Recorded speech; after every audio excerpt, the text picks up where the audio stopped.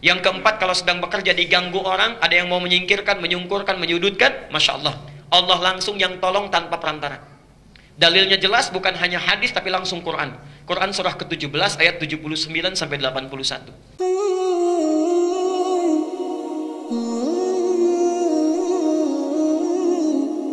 Bapak Ibu sekalian, ingat rukun salat itu tidak terkait dengan tempat. Misal, rukun salat adalah salatnya di Masjidil Haram, salatnya di Masjid Nabawi, ya susah kita. Rukun salat terkait dengan ibadah yang saat dilakukan, bagian dari prakteknya. Ada rukun, ada syarat. Syarat itu adalah hal terkait dengan sah tidaknya ibadah, tapi bukan termasuk dalam rangkaian ibadah itu sendiri. Misal, syarat sah salat itu wudu.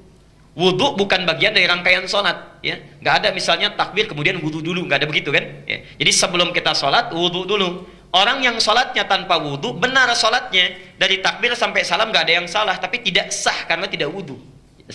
Nah, tapi dari mulai takbir sampai dengan salam, takbir, kemudian misalnya rokok, kemudian sujud, itu disebut rukun salat. Hal yang menentukan sahnya ibadah dan termasuk dalam rangkaian ibadah itu sendiri.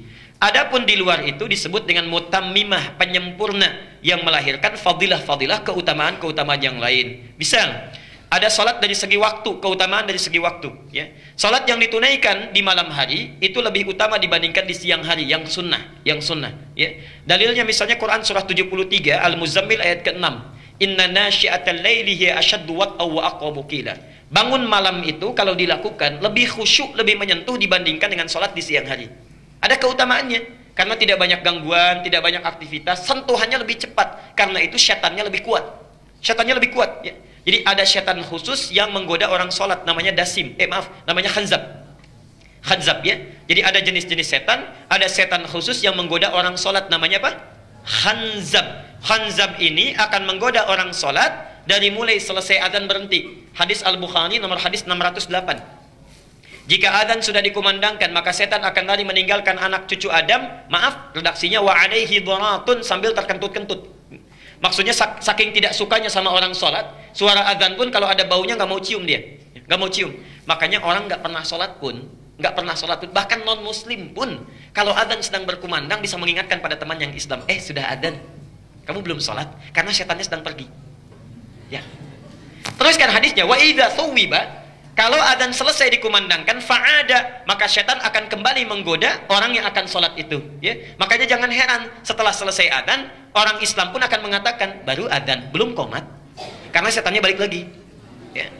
Nah, sampai akan ditunaikan sholat itu, akan digoda oleh khanzab ini, hatta la yash'ural musalli kam rak'atan yusalli, sampai tidak sadar orang yang sholat berapa rakaat sudah menunaikan sholatnya. Sampai tidak sadar orang yang sholat sudah berapa rakaat menunaikan sholatnya. Punya pengalaman ini? Ini kelihatan dari wajahnya, Baik, teruskan. Nah, ini diantaranya sholat malam. Sholat malam. Ada yang terkait dengan tempat, Maaf, malam saya sarankan, karena kita sudah belajar as-sunnah an-nabawiyah, mohon sebesar-besarnya jangan tinggalkan tahajud. Jangan tinggalkan tahajud. Sholat tahajud itu punya 4 kemuliaan yang tidak akan ditemukan di sholat apapun. Itu cuma malam, waktunya malam. Satu, Allah menjamin akan mengangkat karir pekerjaannya, ditempatkan di tempat terbaik. Yang kedua, cara dia bekerja, beribadah, beraktivitas dibimbing supaya mudah. Yang ketiga, kalau ada kesulitan dibimbing supaya keluar dengan lancar. Yang keempat, kalau sedang bekerja diganggu orang, ada yang mau menyingkirkan, menyungkurkan, menyudutkan, Masya Allah, Allah langsung yang tolong tanpa perantara.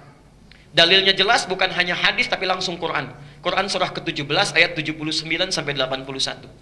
Al-Isra. Wa minal laili fatahajjad bihi nafilatan laka. Di antara sebagian malam silahkan bangun tahajud, hukumnya cuma sunnah bukan wajib. Tapi kalau engkau lakukan, asa an yab'atsaka rabbuka maqaman mahmuda, Allah akan angkat maqam derajatmu di tempat yang terbaik. Quran surah 17 ayat 79 sampai 81. Wa qur rabbi adkhilni mudkhala sidqin. Akan dibimbing awal pekerjaannya di tempat yang benar, terbaik. Wa akhrijni mukhrajas sidqin, dikeluarkan dengan cara terbaik kalau ada kesulitan. Waj'alni min ladunka sultanan nasira. Masyaallah, kalau diganggu orang langsung ditolong dalam kebaikan. Itu dari segi fadilah waktu. Dari segi tempat ada keutamaan. Misal, salat di rumah dengan di masjid beda keutamaannya. Masjid melahirkan pahala 25 kali dibandingkan tempat biasa. Jadi kalau bapak misalnya, tetangga masjid memilih sholat di rumah, itu sudah kehilangan 25 kebaikan. 25 itu kata Nabi, jarak 1 ke 2, 2 ke 3, 3 ke 4, masing-masing 500 tahun. Di 1 ke 2 500 tahun, 2 ke 3 500 tahun, 3 ke 4 500 tahun, sampai ke 25. Jadi antum sangat lugi luar biasa kalau jadi tetangga masjid, tinggal beberapa langkah, tapi memilih untuk sholat di rumah atau di tempat biasa. Ayo berangkat ke masjid.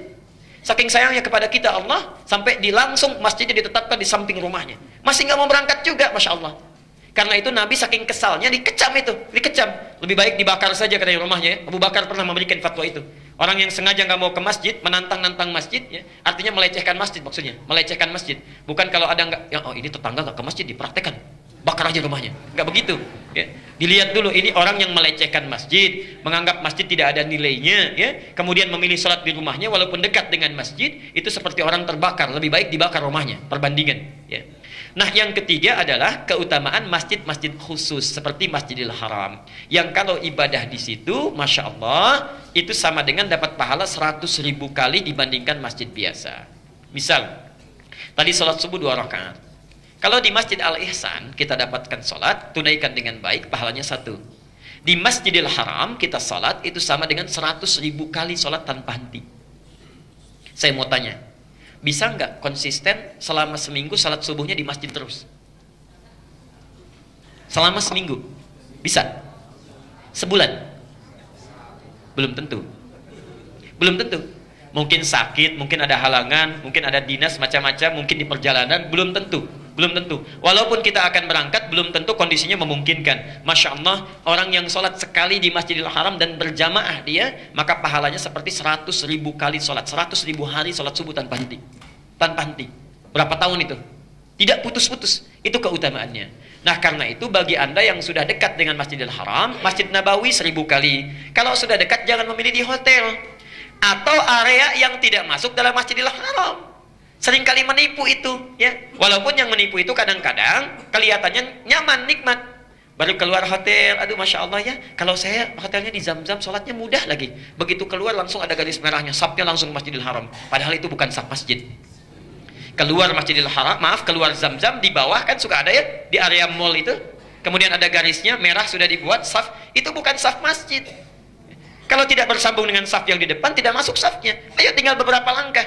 Jadi kalau ada orang umrah, orang haji, sholatnya kemudian tetap di mall, apalagi memilih di hotel, nggak ke masjid, itu sama nilainya dengan orang yang sholat di Al-Ihsan. Ya.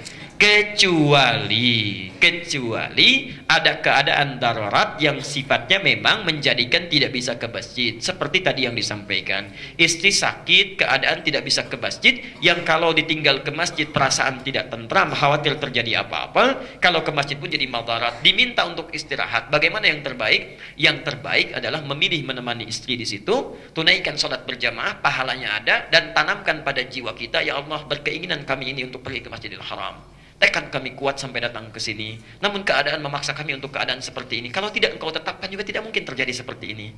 Kalau sudah ada keinginan seperti ini juga belum engkau berikan pahalanya, dengan cara apa lagi hamba bisa bermunajat kepadamu? Masya Allah, sholatnya dapat pahala, keinginan kuatnya untuk sholat di Masjidil Haram pun dapat pahala. Karena orang yang merencanakan kebaikan, berniat baik, belum sempat dilakukan, itu pun sudah ada satu pahalanya.